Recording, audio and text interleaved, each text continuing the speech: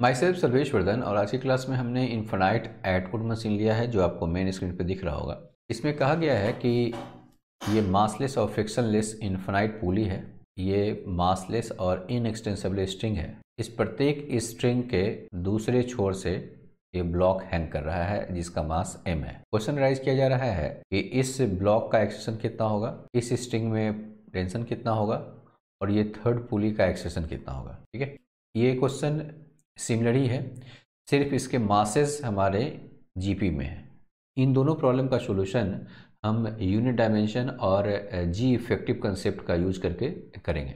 तो सबसे पहले हम ये समझ लेते हैं कि जी इफेक्टिव होता क्या है, इसे क्यों यूज करते हैं और इसे कैसे यूज करेंगे। तो इस प्रॉब्लम का यूज करके हम जी इफेक्टिव को भी समझेंगे और इसका सॉल्यूशन भी करेंगे। अब ध्यान से देखेंगे। तो सबसे पहले इस प्रॉब्लम में हम टेंशन डिस्ट्रीब्यूशन कर लेते हैं और इस पोजीशन पे हम मान लेते हैं कि टेंशन की वैल्यू टी है। ठीक है, तो ये मासलेस पुली है तो टेंशन दो पार्ट में डिवाइड होगा। यहाँ पे टेंशन T/2 होगा, यहाँ पर भी टेंशन T/2 होगा। फिर ये मासलेस पुली होने की वजह से ये दो पार्ट में डिवाइड होगा। यहाँ T/2 है तो यहाँ T/4 होगा, यहाँ भी T/4 होगा। तो इस तरह से आपका टेंशन डिस्ट्रीब्यूशन होगा। ठीक है, ध्यान से देखेंगे।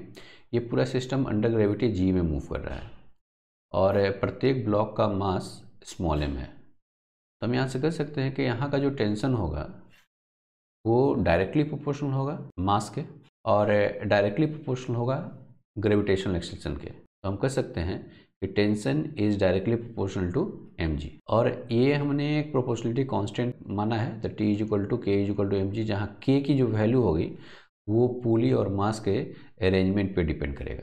ठीक है, तो हम यहाँ का टेंशन की वैल्यू हम T = K mg लिख सकते हैं। अब एक नया सिचुएशन कंसीडर कर रहे हैं जिसमें ये पूरे सिस्टम को a एक्सेलरेशन से ऊपर की तरफ एक्सेलरेट कर रहे हैं। अब जब हम पूरे सिस्टम को a एक्सेलरेशन से ऊपर की तरफ एक्सेलरेट करेंगे तो टेंशन की वैल्यू चेंज हो चुका रहेगा। तो हम मान लेते हैं कि अपर पॉइंट पे यहाँ पे इस स्ट्रिंग में टेंशन की वैल्यू T' है। तो जो नया टेंशन डिस्ट्रीब्यूशन होगा वो हमारा T', यहाँ पे T'/2, T'/2, T'/4, T'/4, यहाँ दो पार्ट में टूटेगा T'/8, T'/8, T'/8। इस तरह से ये नया टेंशन डिस्ट्रीब्यूशन होगा। अब आप ऐसा समझ लीजिए कि मान लेते हैं कि एक ऑब्जर्वर है जो इस पुली पे बैठा है और इस ब्लॉक के लिए न्यूटन्स लॉ लिखना चाहता है। तो कौन कौन सा फोर्स होगा, अब ध्यान से देखेंगे। एक तो ग्रेविटेशनल फोर्स होगा, दूसरा क्योंकि ये ऑब्जर्वर एक्सीलरेटेड फ्रेम में है तो एक सीडो फोर्स कंसीडर करना पड़ेगा। तो AP ऊपर की ओर है तो सीडो फोर्स लगेगा डाउनवर्ड डायरेक्शन में, इसलिए हमने -MAP लिखा है। तो इस ब्लॉक पे इस टेंशन फोर्स के अलावा जो फोर्स होगा वो होगा mg - MAP। ये हम यहाँ से कॉमन ले लेंगे तो G - AP होगा। अब आप ऐसा समझिए, अब हम एज्यूम करते हैं कि हम एक नए प्लैनेट पे चले गए जिसका ग्रेविटेशनल एक्सेलरेशन की वैल्यू G - AP है और वहाँ पे उस नए प्लैनेट के किसी सीलिंग पे ये पूरा सिस्टम हैंग कर रहा है।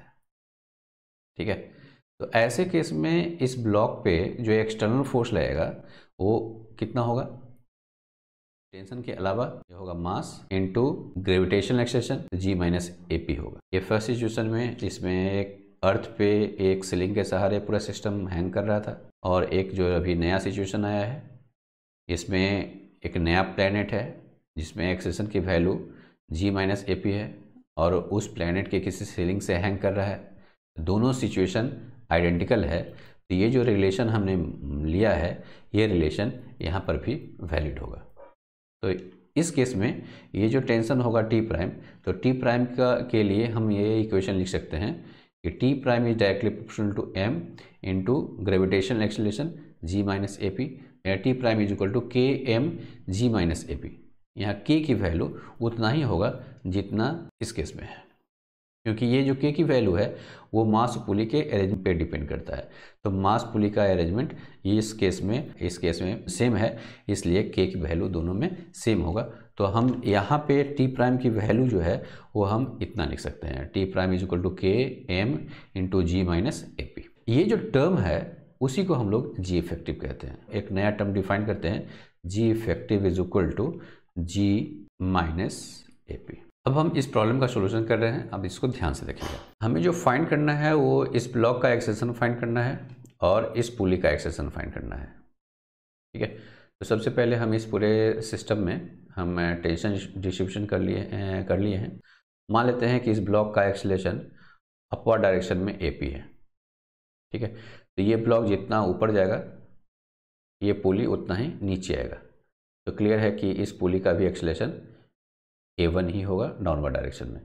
तो आप ये यहाँ का जो टेंशन होगा, इस टेंशन की वैल्यू हम लिख सकते हैं T इज इक्वल टू के इंटू एम जी, जैसा हमने ऊपर एक्सप्लेन किया है।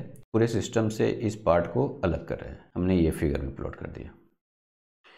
यहाँ T/2 आया, ये T/4 और ये पुली डाउनवर्ड डायरेक्शन में A1 से मूव कर रहा है। अब हम ये मान लेते हैं कि पूरे सिस्टम को एक न्यू प्लैनेट पे ले गए हैं जिसके जी की वैल्यू, ग्रेविटेशनल एक्सेलरेशन की वैल्यू जो है वो हमारा G-A1 है।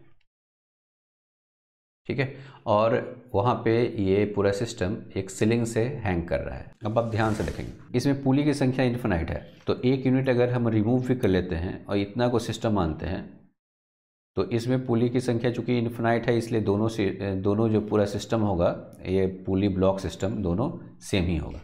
एक यूनिट रिमूव कर देने से सिस्टम पे कोई ज़्यादा असर नहीं पड़ेगा। ये पुली और ब्लॉक का अरेंजमेंट, ये पुली ब्लॉक का अरेंजमेंट सेम है। ठीक है, यहाँ पर टेंशन T है, यहाँ पर टेंशन T/2 है। ये अंडर ग्रेविटी G में मूव कर रहा है।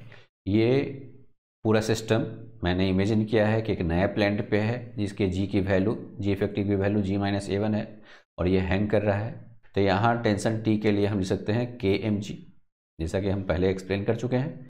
ये जो है प्रोपोर्शनलिटी कांस्टेंट है, वो डिपेंड करेगा मास पुली के अरेंजमेंट पे।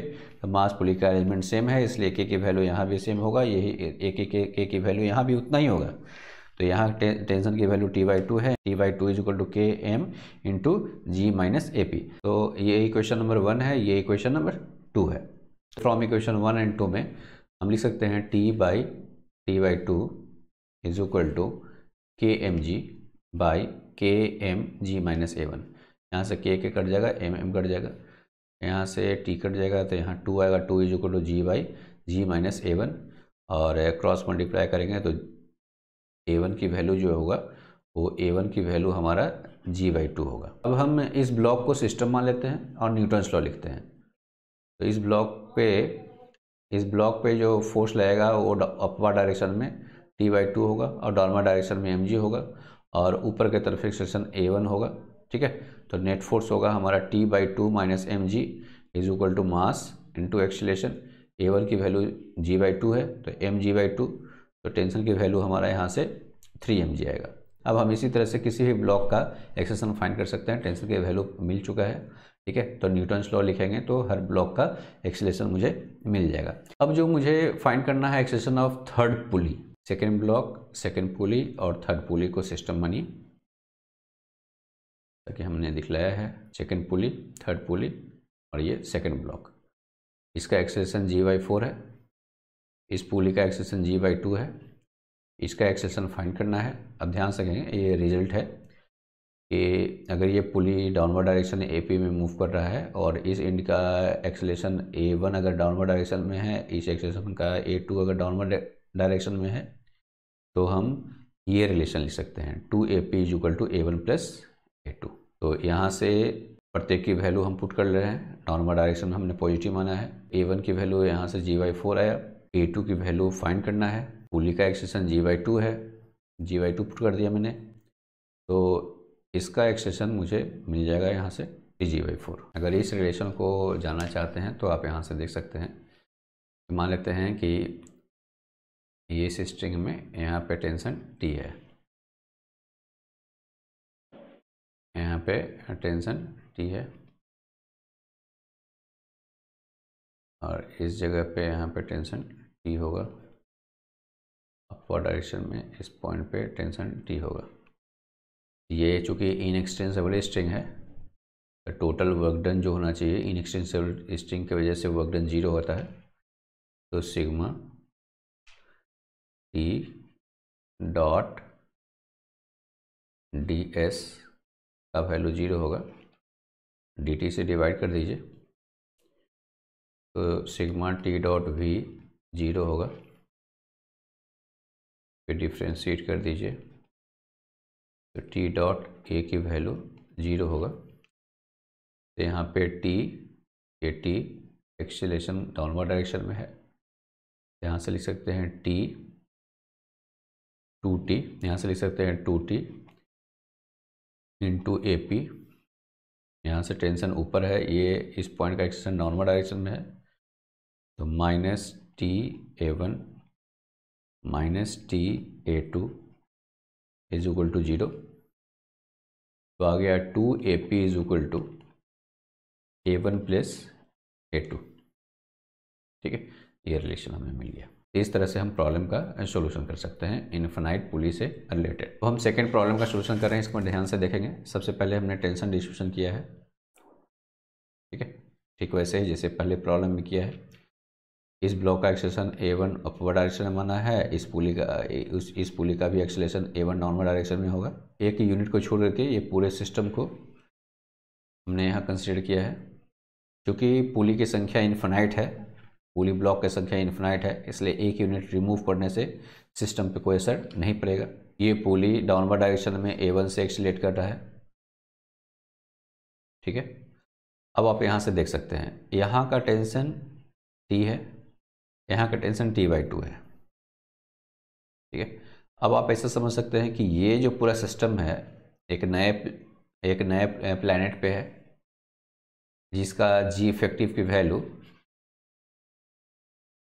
G-A1 है। तो G इफेक्टिव का वैल्यू डाउनवर्ड डायरेक्शन में अगर लेंगे तो वैल्यू होगा G-A1 डाउनवर्ड डायरेक्शन में है, इसलिए G-A1 होगा, ठीक है। तो अब हमारा ये सिस्टम नया प्लेनेट पे चला गया जिसमें G इफेक्टिव वैल्यू G-A1 है और ये सीलिंग से हैंग कर रहा है। तब अब ये दोनों सिचुएशन जो होगा आइडेंटिकल हो जाएगा।